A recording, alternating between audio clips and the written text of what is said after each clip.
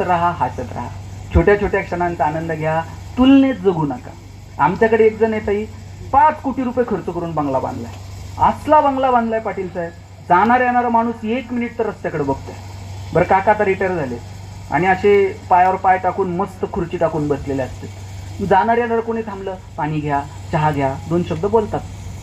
आणि आता ते बिचारं बसलंय तर त्याला 5 मिनिट तर बंगल्याविषयी सांगतो.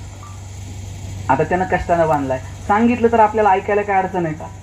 बरं, त्यांचंच पाणी, त्यांचाच चहा. ते म्हणतात कर्टन कसे वाटले, टाईल्स कशा आहेत, वरती POP कसं आहे.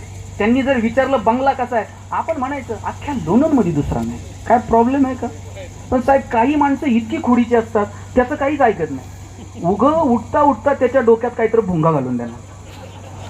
त्याला म्हणणार ते बाकीचं सोड, मला किचनची दिशा जरा गडबड वाटते. याला वाटतंय किचन वाटा पाठवू का, उमरा तोडू का, नेमकं करू का? बरं, काका रोज बंगल्याविषयी सांगतात. आज मला लोणंदला यायचं. म्हणलं काका मला निघायचंय. अरे जा की. म्हणलं तुम्ही आज बंगल्याचं काहीच सांगा ना. ते म्हणले बंगल्यात राहिलंय काय? म्हणलं म्हणजे काल बांधला असा दिसतोय, रंग इकडचा तिकडं नाही, 2-4 वस्तू नवीन दिसतात, काहीतरी सांगा. ते म्हणले बंगल्यात आता काही उरलं नाही. म्हणलं झालं काय? ते म्हणले आपल्या शेजारच्यानं ह्याच्यापेक्षा मोठा बांधला रे. म्हणले आता आपल्या बंगल्यात राहिलं काय? आपण आपल्या आपल्या मस्तीत जगूयात ना. का कुणाकडे बघून आपण आपल्या जगण्याची व्याख्या ठरवायची? आणि बरं बघा किती परिस्थिती बदलली आहे. भगवंताच्या कृपेनं, आईबापाच्या पुण्याईनं, तुमच्या कष्टानं सगळं बरं चाललंय की नाही, त्याच्यासाठी देवाला थँक्यू म्हणा. जुन्या आज्या विचारा, वर्षात कधीतरी साडी मिळत होती आणि आता असं कपाट उघडलं का एका साडीचा नंबर वर्षभर लागत नाही. आणि आज्यांना विचारा, नवऱ्यानं जर साडी आणली, पहिल्यांदा स्वतः नव्हती नेसत आई, आधी मोठ्या जावलं म्हणायची, बाई तुम्ही घडी मोडा. मग मोठ्या जावनं घडी मोडली का मग हिनं नेसायची. आता तरुण पोरींना घडी मोड हा शब्द तर माहित आहे का? बाबर मॅडम, आणि नवऱ्यानं साडी आणली तर आपण कोणाला घालायला देऊ का? आणल्याबरोबर लगेच नेसायची, लगेच सेल्फी आणि लगेच स्टेटस. आणि दिवसभर बघायचं, कोणी कोणी बघितलंय, कोणी कोणी बघितलंय, कोणी कोणी बघितलंय. तुमचा आनंदही काही तुमचा राहिलेला नाही आणि तुमचं दुःखही तुमचं राहिलेलं नाही. जे क्षण येतील ते मस्त जगा, आनंदानं जगा, हसत हसत राहा. कधी संपेल हे सगळं माहीत नाही. मी ज्या घरात लहानाचा मोठा झालो, आमचं घर पत्र्याचं होतं आणि आमचा पत्रा असा होता पाटील साहेब, अशी वर उडी मारली पत्र्याला हात लागायचा. आम्ही आईला म्हणायचो, आई सगळ्यांची घरं स्लॅबची, आपलंच पत्र्याचं कसं? आई म्हणायची, तुझे वडील शिक्षक आहेत म्हणून घर पत्र्याचं. म्हणलं शासनाचा JR आहे का शिक्षकांनी स्लॅबची घरं बांधायची नाही? ती म्हणायची, तू नशिबवान आहेस पत्र्याच्या घरात जन्माला आला. मी म्हणायचो का? ती म्हणायची, बघ घर गरम व्हायला लागलं का तुला कळतं उन्हाळा सुरू झाला आहे, घर गळायला लागलं का तुला कळतं पावसाळा सुरू झाला आहे. शेजारच्या स्लॅबच्या घरात उन्हाळा कळत नाही, पावसाळा कळत नाही. खास ऋतूंची ओळख व्हावी म्हणून भूगोल शिकवणाऱ्या तुझ्या बापानं असलं मॉडेल उभं केलंय. म्हणे पैसे नव्हते. 2006ला वडील रिटायर झाले. रिटायरमेंटचा पगार 15-16 हजार. आता ज्यांचे पगार नोकऱ्या 15-16 हजारानं संपल्या, त्यांच्या नोकऱ्या किती रुपयांनी सुरू झाल्या असतील? 100-200 रुपयानं नोकऱ्या सुरू झाल्या. बायको जर कधी म्हणली लोणंदून फलटणला जाऊ, गाडी नव्हती आपल्याकडं. मित्राची गाडी, त्याच्यात निम्म रॉकेल, त्यात निम्म पेट्रोल. निम्म्या रस्त्यात गेल्यावर जर गाडीतलं पेट्रोल संपायचं, मग गाडी वाकडी करायची. बरं, हे तंत्रज्ञान फक्त भारतात आहे प्रांतात, जगात कुठं गाडी वाकडी करत असतील. आणि वाकडी करून जर चालू झाली नाही, डॉक्टर साहेब पुढे वेगळे सायंटिस्ट होते, ते टाकीत फुकणार. बरं, यानं टाकीला तोंड लावल्यावर तर बायको असं बघायची, कोणत्या मुहूर्त यांची माझी गाठ पडली.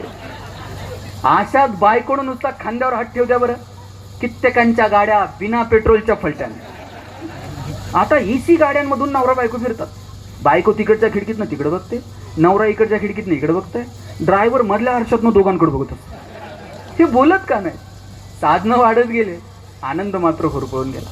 गावात एक TV असायचा, सगळ्यांनी रामायण महाभारत बघायला त्याच्या घरी. आणि त्या दूरदर्शनचं दिवसात 10 वेळा प्रक्षेपण जायचं. प्रक्षेपण गेलं का पोरं म्हणायचे टीव्हीला मुंग्या लागले. आता टीव्हीला कुठं मुंग्या लागतात का?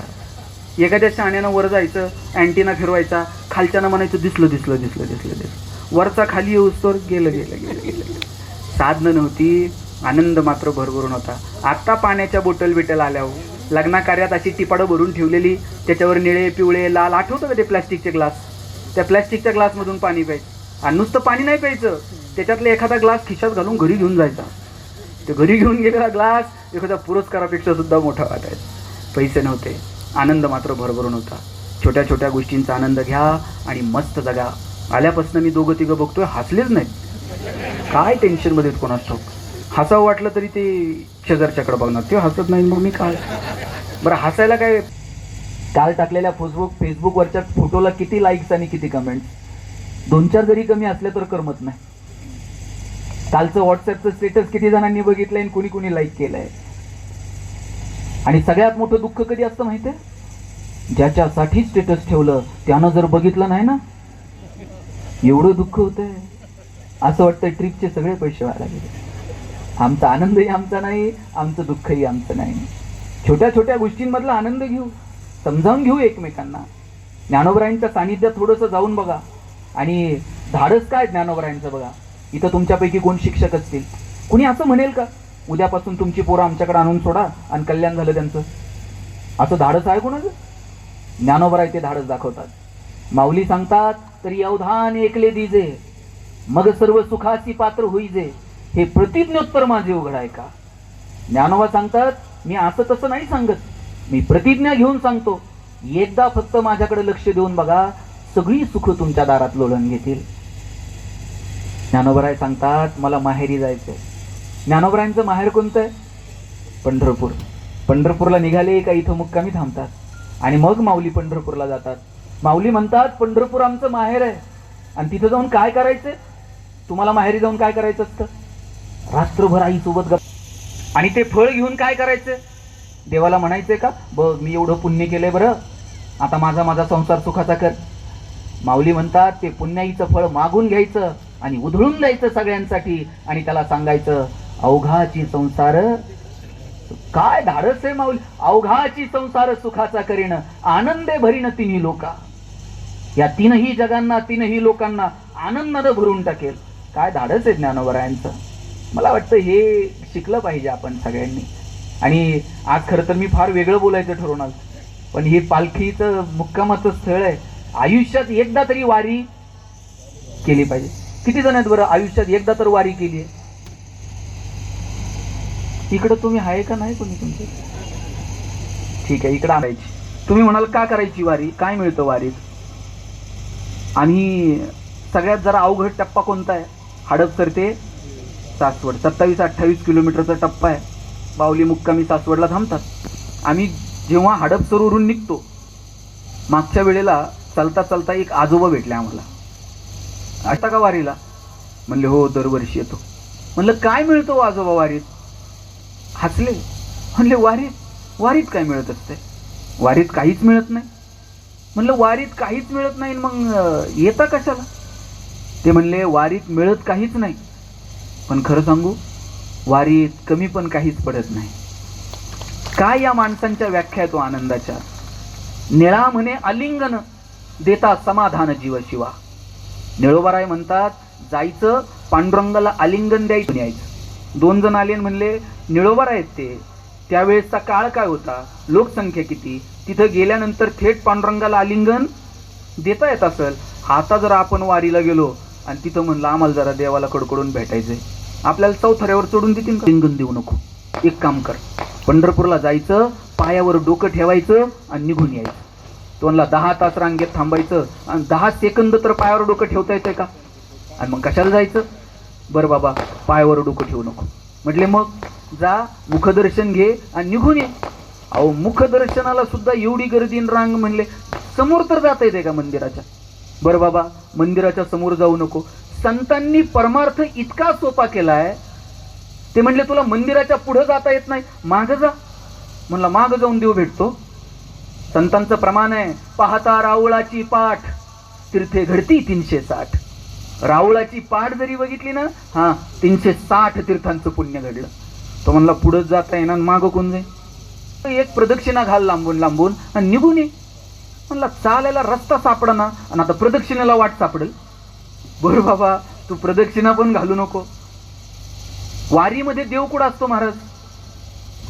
कळसावर.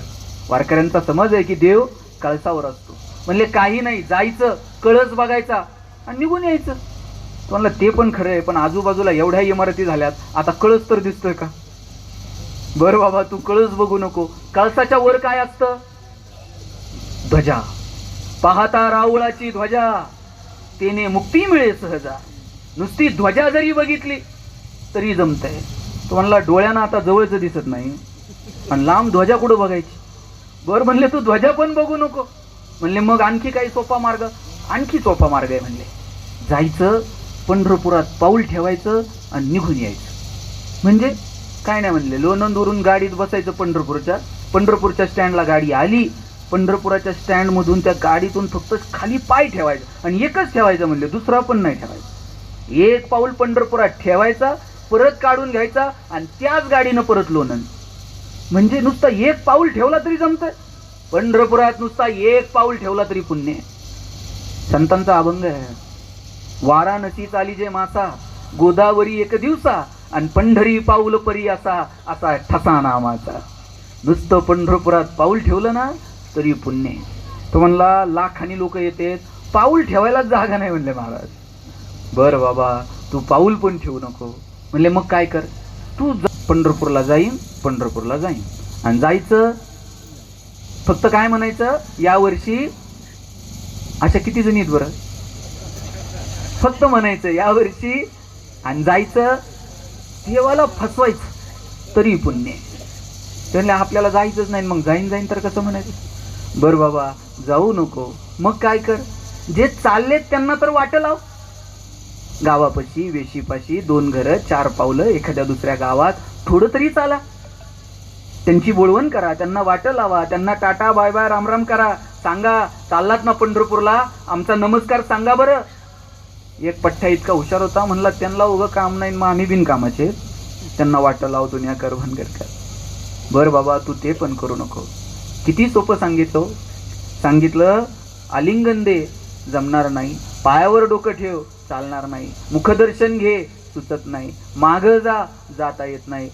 कळस बघ, दिसत नाही. ध्वजा बघ, दिसायला कमी झालंय. प्रदक्षिणा घाल, वाट सापडत नाही. पाऊल ठेव, पाऊल ठेवायला जागा नाही. जाईन म्हण, जमणार नाही. चाललं त्यांना वाट लाव, वेळ नाही. किती व्यस्त आहोत आपण. मग म्हणले आता आणखी काही सोपं आहे का? म्हणजे आणखी सोपा परमार्थ आहे. लक्षात घ्या, महाराष्ट्राच्या भूमीमध्ये जन्माला आलेल्या संतांनी कधीही कर्मकांड अंधश्रद्धा याला थारा दिलेला नाही. सावताव्वा तर सांगतात ते 12 मोडायचे आरणला, आणि आरणला 12 मोडल्यानंतर त्या धावणाऱ्या पाण्याला म्हणायचे असंच धावत धावत जा आणि माझ्या पांडुरंगाला जाऊन भेट. आता आरणला मोडलेलं 12 पाणी काय पंढरपुरात जात होतं, पण त्या पाना फुलात, त्या विलीत, मातीच्या कणाकणात त्यात भगवंत आहे याची जाणीव होती. तुकोबराय तर सांगतात, घरात जर दुःखद घटना घडली ना, प्रेत बाजूला ठेवा, झाकून ठेवा, आणि आधी पेरणीची वेळ आली तर ती करून घ्या. काय परमार्थ सोपा केला हो. तुकोबराय सांगतात, पेरणीची वेळ जर टळली त्या दुःखात, परत वर्षभर घावायची नाही. शेतकरी पोटाला ओटी बांधतो, ओटीमध्ये धान्य असतं, धान्य असं मुठीत येतं, मूठ अशी पाबरावर धरली जाते, हळूहळू मूठ सैल होते, एक एक दाना जमिनीत रुजतो आणि मग त्यातून पीक येतं. ही वेळ चुकू देऊ नका. किती सोपा परमार्थ सांगितला. आणि आता आपण कुणाच्या नादी लागतो. शेकडो वर्षापूर्वी तुकोबारांनी सांगितलं, नवस सायस करून जर पोरं बाळ होत असती, तुम्हाला लग्न करायची काय गरज. आणि आपण म्हणावं अडाणी अशिक्षित लोक अशा अंधश्रद्धांच्या नादी लागतात, तर तेही आम्ही खोटं करून टाकलं. उच्च शिक्षित, उच्चभ्रू, फक्त आमचे जरा थोडेसे मार्ग वेगवेगळे आहेत. पण आम्ही वारकरी संप्रदायाकडे जर बघितलं ना, असा सडेतोड भाषा, वेदांचा तो अर्थ आम्हाची ठावा, येरांनी वाहवा भार माथा. तुम्ही काय वेद सांगता, आम्ही वेदांचा अर्थ जगाला सांगू, तुम्ही फक्त डोक्यावर घेऊन मिरवा. असाध्य ते साध्य करिता सायास, कारण अभ्यास तुका म्हणे.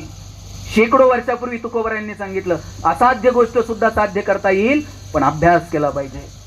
काय आमच्या तरुणांनी बोध घ्यावा. अर्थे विना पाठांतर कासया करावे, व्यर्थेची मरावे घोकून या. घोकून मरून जाल, अर्थ समजून घ्या. आता आपण पोरांना सांगतो कन्सेप्ट क्लिअर पाहिजे. शेकडो वर्षापूर्वी तुकोबरायांनी सांगितलंय, नुसतं घोकत बसाल तर मरून जाल. समजून घेतलं पाहिजे आम्ही साधू संतांना. शेवटी सांगितलं, नाही तुला कुठं जाता आलं ना, डोळे बंद कर आणि मनात त्याचं स्मरण कर. तो इकडे तिकडे नाही सापडायचा, तो तुमच्या अंतर्मनात आहे. काय आमच्या गाडगे बाबांचं कीर्तन. बाबा जर कीर्तनाला उभे राहिले, स्वच्छ करून झालं का मग लोकांनी कीर्तनातून बाबांनी लोकांची मस्तकं स्वच्छ करायची. कीर्तन आलेल्या लोकांना सांगायचे, इकडं तिकडं जत्र खेत्रला पायका अडका खर्च करू नका. पैसे खर्च करायचे तुमच्या पोरांच्या शिक्षणावरती खर्च करा. तुमची लेकरं बाळ शिकली तर तुमची परिस्थिती बदलल. देव तुम्हाला दगडात नाही घावायचा. देव शोधायचा असेल तर साताऱ्याला जा. दाढी वाढलेल्या कर्मवीर बाबा तुम्हाला देव सापडेल. ही गाडगे बाबांची कीर्तन आहेत. आज प्रांत अधिकारी असतील, आमचे API साहेब असतील, डॉक्टर साहेब असतील, बाबर मॅडम असतील, शेळके साहेब, बाबा, ही सगळी मंडळी तुम्ही या अधिकारी विधिकारी खेड्यापाड्यातून आलेली गोरगरिबाची पोरं प्रशासनात आली केवळ आणि केवळ अभ्यासाच्या जोरावरती. आज आपण पोरांना सांगायला नको, तुम्हाला जर तुमची परिस्थिती बदलायची असेल, शिक्षणा इतका प्रभावी पर्याय दुसरा नाही. ज्ञानोबरायांनी ज्ञानाला महत्व दिलं. आदिनाथ गुरु सकळ सिद्धांचा मच्छिंद्र तयाचा मुख्य शिष्य. मच्छिंद्राने बोध गोरक्षाची केला, गोरक्ष वळला गहिनी प्रते. गहिनी प्रसादे निवृत्ती दातार, ज्ञान देवे सारतो जविले. एक गुरु आणि एक शिष्य अशी परंपरा होती. ज्ञानोबरायांनी परंपरा बाजूला ठेवली आणि सगळ्यांसाठी ज्ञानाची कवाडं खुली करून दिली. ज्ञानाला मर्यादा होती भाषेची. सगळं संस्कृतमध्ये होतं. ज्ञानोबरायांनी तुम्हाला मला कळेल अशा प्राकृतमध्ये सगळं आणून मांडलं. धाडस आहे ज्ञानोबरायांचं, तुकोबरायांचं. आम्हाला अजूनही समजत नाही. आपली जर परिस्थिती बदलायची असेल, शिक्षणा इतका प्रभावी पर्याय नाही. जगणं सुंदर आणि समृद्ध करायचं असेल, ज्ञानाच्या जोरावरती, प्रेमाच्या जोरावरती आम्हाला ते सिद्ध करावं लागेल. म्हणून या निमित्तानं मला विनंती करायची, आपली पोरं बाळं शिकली पाहिजेत. मी आत्ता येता येता एक इंटरव्ह्यू ऐकत होतो. मोर्चा काढला होता. आता कलेक्टरला एवढंच काम आहे का यांचे लग्न जमवायचे? लात मारील तिथून पाणी काढायला अशी ताकद ठेवा. कसं लग्न जमत नाही? आमच्याकडे एक जण आहे, 40-42 वय झाले, लग्नच जमना. आणि त्याला मित्र असले हुशार भेटले. त्यातल्या एकाने त्याला सांगितलं, म्हणला टेन्शन घेऊ नको, मुलीकडचे बघायला आले ना, पगार जरा वाढून सांगायचा. मुलीच्या वडिलांनी विचारलं पगार किती? यांना जरा अंदाज घेऊन सांगायचं. हे म्हणताय 1.5 लाख. मुलीचे वडील म्हटले, तुझ्याकडे बघून तर वाटत नाही 1.5 लाख असेल. हे म्हणते नाही, तसा फिक्स 1.5 लाख आहे, पण कटिंग करून 8,000 हातात येतो. आपण किती दिवस फसवणार आहोत सांगा बरं. काय किती सुंदर तारुण्य, ही गोष्ट किती सुंदर आहे. तारुण्य म्हणजे फक्त 60-70 किलोचं वजन, 2 पाय, 2 हात, अवयवांचं पॅकेज म्हणजे तारुण्य नाहीये. तारुण्य म्हणजे ज्वलंत धमन्यांचा विरत स्पंदन, निसर्गानं माणसाला दिलेला सगळ्यात श्रेष्ठ वर. त्या आपल्या मस्तीत, आपल्या धुंदीत प्रयत्न करायचे. नाही यश मिळालं तरी समाधान वाटलं पाहिजे, अरे आम्ही प्रयत्न मनापासून केले होते. आयुष्याच्या संध्याकाळी अशी खुर्ची टाकून अंगणात बसलात ना, आकाशातल्या ताऱ्यांकडे बघता बघता असं स्मित आलं पाहिजे चेहऱ्यावर. आणि जगाला ताई आपलं कौतुक वाटेल का नाही मला माहित नाही, आपलं कौतुक आपल्याला वाटलं पाहिजे. जगाला काय तुमचं कौतुक करायला शब्द सापडत नाही, ते तुमचे दोष काढणार. पण तुमचं कौतुक तुम्हाला वाटलं पाहिजे. आपणच स्वयंपाक म्हणजे आपल्यालाच करावं लागतो. तुमचं तुम्हीच स्वयंपाक करायचा, गरम गरम चपाती अशी ताटात घ्यायची आणि स्वतःलाच म्हणायचं, बाई काय सुगरण नाहीस ग तू. आपलं आपणच नटायचं, काय बनवलंय तुला देवानं. कौतुक करायला लोकांना शब्द सापडत नाही साहेब, लोक दोष काढतात. मी असंच एका कार्यक्रमात म्हटलं कौतुक करा, आणि म्हणले दोष कुणी सांगायचे? दोषही सांगायचे असतात, पण दोष हे कानात सांगायचे असतात आणि कौतुक हे 4 चौघात करायचं असतं. आपण उलट करतो, आपण 4 चौघात दोष सांगतो आणि कौतुक कानात करतो. घरात पाहुणे आल्यानंतर पोराला नाव ठेवून उपयोग आहे का? आपलं घरात पाहुणे आल्यावर सुरू होतं, ऐकतच नाही, मोबाईलच घेऊन बसतंय, जेवणात लक्ष नाही, फारच बावळट आहे. पाहुणा म्हणणार आहे का, हे फारच मूर्ख आहे, मी याला घरी घेऊन जातो आणि सुधरून परत आणून देतो तुमचं तुम्हाला. त्या आपल्यालाच सुधरायचे. ते कितीही खोडकर असलं ना, पाहुण्याच्या देखत म्हणायचं, आमचा दादा इतका हुशार आहे ना, दादा पाहुण्याच्याच पुढे पुस्तक घेऊन बसताय की नाही. आणि तुम्ही पाहुण्याच्या देखत म्हणून बघा, दादा बावळट आहे, दादा बाहेर जात आहे, पाहुण्याच्या बुटात पाणी होत आहे, लेसला लेस बांधत आहे. तुमची इज्जत घालवायची एक संधी मग दादा सोडत नाही. कौतुक करायला शिका. कौतुक कुणाला आवडत नाही? भगवंताला कौतुक आवडतं, आपण तर माणसं आहोत. एक जण म्हणलं कोणाचं कौतुक करू? म्हणलं आईचं कर. तिला म्हण, तू जन्म दिला म्हणून जग बघायला मिळालं. कधीतरी बहिणीला म्हण, तुझा मला आधार वाटतो. कधीतरी मुलीला म्हण, तू जन्माला आली, शिस्त लागली माझ्या आयुष्याला. आणि म्हटलं कधीतरी बायकोला म्हण, तुझ्यामुळे सगळं चाललंय, माझ्याच्यानं काय खरंय का? तुला मी सगळ्यांचं कौतुक करेल, बायकोचं करणार नाही. म्हणलं तुमचं पटत नाही का? म्हणलं पटायचं सोडा, तिला कानानं ऐकायलाच येत नाही. म्हणला कौतुक काय करायचं? म्हटलं कानानं ऐकायला येत नाही, मग दवाखान्यात जा, मशीन बिशीन लाव, मग कौतुक कर. बरं एकट्या बायकोला घेऊन जायचं दवाखान्यात, एकटंच गेलंय. डॉक्टर म्हणले बायको कुठे आहे? म्हणले घरी. म्हणले आता इथून काय उपचार करायचे? त्यांना एक काम कर, घरी जा आणि किती अंतरापर्यंत ऐकायला येत नाही ना तेवढं जरा मोजून ये. घरी गेला, दार उघडलं, पोरानं बेल दाबली, पोरानं दार उघडलं, बायको किचनमध्ये होती. त्यांना दारातून आवाज दिला, भाजी काय गेली? तिकडून काहीच प्रतिक्रिया नाही. याला कळलं तिला दारातून ऐकायला येत नाही. हॉलमध्ये गेला, भाजी काय केली? काहीच प्रतिक्रिया नाही. किचनच्या दारात गेला, भाजी काय? त्याला कळलं प्रकरण गंभीर आहे, हिला किचनच्या दारातून पण ऐकायला येत नाही. शेवटी बायकोच्या मागं जाऊन उभा राहिला आणि जोरात कानात ओरडला, अगं भाजी काय केली? बायकोनं हातातली कढई अशी दंडीची आदळली, म्हणली 4 वेळा सांगितलं ना बटाट्याची केली म्हणून.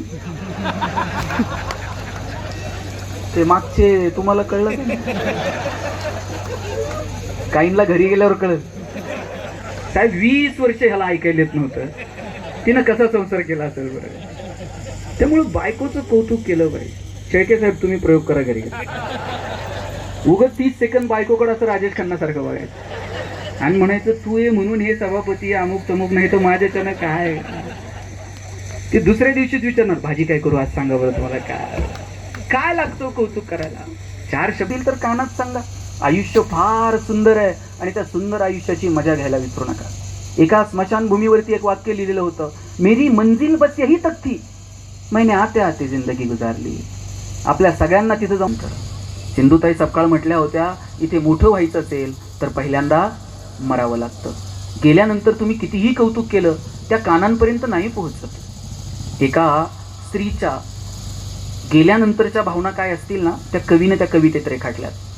तो म्हणतो, तिचा श्वास थांबला, तिची आरती आता उचलणार आणि त्यावेळेला आजूबाजूची लोक कौतुक करत होती. काय म्हणत असेल ती? तिचा आत्मा म्हणत असेल, बयांनो आत्ता कौतुक करताय होय, यातलं थोडं जरी कौतुक मी जिवंत असताना केलं असतं ना, 4 दिवस मी जास्त जगले असते. एरवी मी थोडीशी नटले का घरातली माणसं म्हणायची हिला सारखं नटायला लागतं. आता सगळ्या जणी मिळून मला नटवत होत्या. आता थोडीच मी मला माझ्या आरशात बघणार होते. एरवी सकाळी थोडंसं उशिरा उठलं का घरातली माणसं म्हणायची ही काय वेळ आहे का उठायची. आता सगळ्या जणी मला रडून रडून म्हणत होत्या, उशिरा का होईना उठ ना ग. आता थोडीच मी उठणार होते. आता संपलंच की सगळं. माझी विनंती आहे, माझी सगळ्या पुरुषांना विनंती आहे, स्त्रियांचं कौतुक करत चला. ती तिचं नाव गाव बापाचं नाव सगळं आवडी निवडी सगळं सोडते, आपल्या घरात येते आणि आपल्या माणसांना आपलंसं करून घेते. तिचं अख्खं आयुष्य समर्पित करते. तिची अपेक्षा असते त्या त्यागाला थोडीशी प्रतिष्ठा मिळावी. त्यांनी केलेल्या त्यागाचं, त्यांनी केलेल्या समर्पणाचं कधीतरी कौतुक व्हावं. असं एकमेकांचं कौतुक करत छान आयुष्य जगता येईल का? आपल्याला माहीत आहे का ताई आपण किती दिवस इथे आहोत? ते माहीत नाही आपल्याला. जन्माला येण्याचे संकेत भगवंत 9 महिने आधी देतो, जाण्याचे संकेत 9 मिनिट पण आधी मिळत नाही. कुणीतरी जन्माला येणार आहे हे 9 महिने आधी कळतं, पण आपल्यातनं कोणतं जाणार आहे हे 9 मिनिट पण आधी कळत नाही. आणि बाबा समजा आपल्याला जाण्याचं पत्र 9 महिने आधी आलं असतं तर पत्र आल्याबरोबर निम्मे तर टेन्शनच गेले असते. संपलो आहे. निसर्गाचा दुसरा नियम आहे, येतानाही काही घेऊन यायचं नाही आणि जातानाही काही घेऊन जायचं. आणि समजा जाताना जर काही घेऊन जायची सुविधा असती तर आपण सोयीनं गेलो असतो का साहेब? आपण आपलं तर नेलंच असतं. रस्त्याने एक ट्रक चाललेला होता. ट्रक मधून तांदळाच्या 4 गोण्या खाली पडल्या. सगळे तांदूळ रस्त्यावर सांडले. 4 मुंग्या आल्या, एक दाणा उचलला, निघून गेल्या, परत मागं बघितलं नाही. 4 चिमण्या आल्या, 4 दाणे खाल्ले, उडून गेल्या, परत मागं बघितलं नाही. 4 गायी आल्या, ओंजळ तांदूळ खाल्ले, निघून गेल्या, परत मागं बघितलं नाही. आणि साहेब नंतर तिथं 4 माणसं आली. पुढचं मी सांगू का तुम्ही सांगता? तांदळाचा एक दाणा उरला नाही आणि माणसं शोधत होती, ट्रक कुठं गेली बघा म्हणले. माणूस एकमेव प्राणी आहे ज्याला निसर्गाचे नियम कळतात, पण वळत मात्र निसर्गाचे नियम समजून घ्या, मर्यादा. आणि ज्या दिवशी निरोप येईल त्या दिवशी तक्रार न करता निघून जायचं. इतका साधा सरळ सोपा अर्थ जगण्याचा आहे. कबीरांचा दोहा आहे, देश देश के वैद्य बुलाए लाए जड़ी और बूटी, जड़ी बूटी तेरे काम ना आए जब राम के घर की खूटी, जरा हलके गाडी हाको मेरे राम गाडी वाले. कबीर सांगतात जरा दमानं घ्या, एक दिवस हा प्रवास थांबेल. तुम्ही सगळ्यांनी नीतू मांडके नाव ऐकलंय का? हृदयरोग तज्ज्ञ होते. 10,000 पेक्षा जास्त शस्त्रक्रिया नीतू मांडकेंनी त्यांच्या आयुष्यात केल्या. त्यांच्या पत्नी अलका मांडके BJ मेडिकल कॉलेजला शिकल्या. नीतू मांडके तिथेच शिकले. दोघांनी पुढे लग्न केलं. नीतू मांडके हृदयरोग तज्ज्ञ झाले, अलका मांडके भूलतज्ञ झाल्या. बाळासाहेब ठाकरेंवर शस्त्रक्रिया करायची वेळ आली, ती पण नीतू मांडकेंनी केली. एक दिवशी प्रवासात असताना नीतू मांडके म्हटले, अलका, एवढ्या सर्जरी केल्या मी, पण कधी कधी मनात विचार येतो, मलाच जर अटॅक आला तर. कोणत्या बाईला असं बरं वाटतं का नवऱ्यानं बोललेलं? पटकन तोंडावर हात ठेवला. नीतू, असं अभद्र बोलू नये. नीतू मांडके म्हटले, अरे असं कुठं लिहिलंय का पुस्तकात, डॉक्टरला अटॅक येत नाही? येऊ शकतो, आला तर काय करायचं सांग. अलका मांडके म्हटलं, तू तज्ज्ञ आहे बाबा, तूच सांग काय करायचं. मग नीतू मांडके म्हटले, अलका, अँजिओप्लास्टी जर करावी लागली तर अमुक अमुक स्टेन वापर. बायपास जर करावं लागलं, अमुक अमुक तज्ज्ञाला बोलव. हृदय जर ट्रान्सप्लांट करावं लागलं, तुर्तास इथे करू नको. आणि पुढे ते हसत हसत म्हटले, अलका, ऑपरेशन कोणाला करायचे ते करू दे, पण भूल मात्र तूच दे. हा, अलका मांडकेंनी लिहिलंय, हसत हसत मारलेल्या गप्पा कधीतरी असं वाटलंही नव्हतं. एक दिवशी नीतू मांडकेंचा फोन आला, अलका, मला बरं वाटत नाही आहे, मी हिंदुजा हॉस्पिटल ॲडमिट होतो, जिथे असशील तिथून हिंदुजाला ये. गाडी चालवत चालवत नीतू मांडके हिंदुजाला पोहोचले. गाडीतनं खाली उतरले. चालताही येत नव्हतं. वॉचमनच्या गळ्यात हात घातला आणि म्हटले, मी नीतू मांडके, स्ट्रेचर बोलव, मला ICUमध्ये घेऊन चल. आता नीतू मांडकेंसारखा एवढा मोठा डॉक्टर हिंदुजाला आलाय, सगळेजण जमा झाले. ज्या माणसांनी हजारो शस्त्रक्रिया केले ते नीतू मांडके डोळ्यानं खुणवत होते ज्युनियर डॉक्टरला, आता हे कर, आता ते कर. तितक्यात अलका मांडके आल्या. अलका मांडकेंकडे बघितलं आणि नीतू मांडके म्हटले, अलका, यातून मी वाचेल असं मला वाटत नाही. नीतू, असं अभद्र बोलू नको, मी आत्ता सर्जरीला घेते. ऑपरेशन झालं. ठरल्याप्रमाणे अलका मांडकेंनीच भूल दिली. 3 दिवस पुढचे नीतू मांडके श्वासाश्वासासाठी झगडत होते. जगभरातनं डॉक्टर आले, वर्तमानपत्राचे रकानेचे रकाने भरले, राजकीय सामाजिक क्षेत्रातली अनेक मंडळी भेटून गेली. 3ऱ्या दिवशी पुन्हा हृदयविकाराचा झटका आला आणि ज्या माणसानं हजारो लोकांचे प्राण वाचवले ते नीतू मांडके स्वतःचे प्राण मात्र वाचू शकले नाही. देश देश के वैद्य बुलाए, लाए जड़ी और बूटी, जड़ी बूटी तेरे काम ना आए, जब राम के घर की खूटी, जरा हलके गाडी हाको मेरे राम गाडी वाले. कबीर सांगतात, जोडीदार गेला की राहिलेल्या जोडीदाराला दुःख होणं स्वाभाविक आहे. बिलग बिलग कर तिरिया रोवे, बिछड़ गई मेरी जोड़ी, कहत कबीर सुनो भई साधो, जिन जोडी उन तोडी, ज्यानं जोडली त्यानं तोडली. आपण मालक नाही. जे क्षण वाट्याला येतील ते आनंदानं जगायचे, आलेल्या परिस्थितीला सामोरं जायचं आणि दुःखाचे क्षण बाजूला सोडून आनंदातले 4 क्षण टिपकागदासारखे जगता येतील का? मला वाटतं याचा प्रयत्न करावा. किती गोड आहे आयुष्य. आणि परत आपल्याला आहे का? परत आपल्याला हे आयुष्य मिळणार नाही. म्हणून मनातले हेवे दावे बाजूला ठेवून द्या. वरती जाताना एखादं यान असं वर जातं ना, मस्त सुसाट निघतं, त्यातलं सायन्स वेगळं असेल, पण त्यातली कला अशी आहे, एक एक पार्ट ते खाली टाकत जातं. वर तर जायचंच आहे सगळ्यांना, पण जरा हलकं होऊन जाऊ, मनातल्या गाठी बिठी जरा सोडवायचा प्रयत्न करू आणि जगू मनमोरात. किती गोष्टी मनात साठवून ठेवल्यात. लग्नाला गेलते आणि काय तिनं न घालायचोगी साडी दिली. ज्याला करंगळीवरती पर्वत उचलता येतो त्यानं बासरी तर गरगर फिरवली असती, पण करंगळीवरती पर्वत उचलणारा कृष्ण बासरी घट्ट पकडतो, कारण त्याला ठाऊक आहे पराक्रम हा रणांगणात गाजवायचा असतो आणि नात्यांमध्ये प्रेम जपायचं असतं. आपण उलट केलं. आपण रणांगणात शस्त्र ठेवून दिली आणि नात्यांमध्ये पराक्रम गाजवले. परवा एक जण मला म्हटला, 10 वर्ष झाली मी भावाच्या दारात गेलो नाही. म्हटलं, वा, काय पराक्रम आहे. 10 वर्ष झालं मी बहिणीचं तोंड बघितलं नाही. म्हणलं, ती गेल्यावर जाशील साडी बिडी घेऊन, शेवटची साडी डोळी घेऊन भाऊ येतो. बहिणीला कळतं का माझ्यासाठी आलाय, आता रडतोय? गेल्यावर काय कळतो? गेल्यावर ना स्पर्श, ना संवाद, ना सहवास. जोपर्यंत माणसं आहेत तोपर्यंत जपा. स्पर्शसुद्धा तोपर्यंतच आहेत जोपर्यंत माणसं आहेत. आणि मी तर म्हणतो नातीही तिथपर्यंतच आहेत जोपर्यंत स्पर्श आहे. तुम्ही इथं अनेक तरुण मुली बसलेल्या आहेत. तुम्ही बघा बरं, बोटं मोडल, तिचे ओठ तुमच्या गालावर लावेल आणि 2 दिवस जर तुम्ही माहेरी थांबलात आणि 3ऱ्या दिवशी तुम्ही सासरी जायला निघालात, तुमच्या आईनं तुमची पिशवी कधी रिकामी पाठवली का? शेंगा घेऊन जा, वांगे घेऊन जा, दूध घेऊन जा, भाजी घेऊन जा, पापड करून ठेवले, लोणचं घालून ठेवले, कुरड्या करून ठेवल्यात, वडे तोडून ठेवलेत. सासरी काय मिळत नाही. सासरी सगळं मिळतं, पण आईला वाटतं पोरीची पिशवी कधी रिकामी जाऊ नये. कोण करते एवढं प्रेम तुमच्यावर? लेकुराचे हित वाहे माऊलीचे चित्त, ऐसी कळवळ्याची जाती करी लाभावी न प्रीती. कोणत्याही लाभाची अपेक्षा न करता तुमच्यावर ओतप्रोत प्रेम करणारे या जगात जर कोण असेल तर तुमची आई आणि तुमचे वडील आहेत. ह्या नात्यांना जपा. हल्ली कुणाला कुणाकडे जायला वेळ नाही, कुणाला कुणाशी बोलायला वेळ नाही. सुखदुःखात सुद्धा फॉर्मॅलिटी म्हणून सहभागी होतो. परवा तर साहेब मला एक जण म्हणला, मी इतका बिझी आहे, मला श्वास घ्यायला वेळ नाही. म्हणलं सोडून दे, श्वास घ्यायला वेळ नाही. जोपर्यंत श्वास आहे तोपर्यंतच वेळ आहे. श्वास संपला, वेळ संपली. जोपर्यंत श्वासात श्वास आहे तोपर्यंत जगा. आमच्या वडिलांची आत्या आमच्याकडे मुक्कामी यायची आणि आत्या जर मुक्कामी आली, सगळं घर रात्रभर गप्पा मारायचं.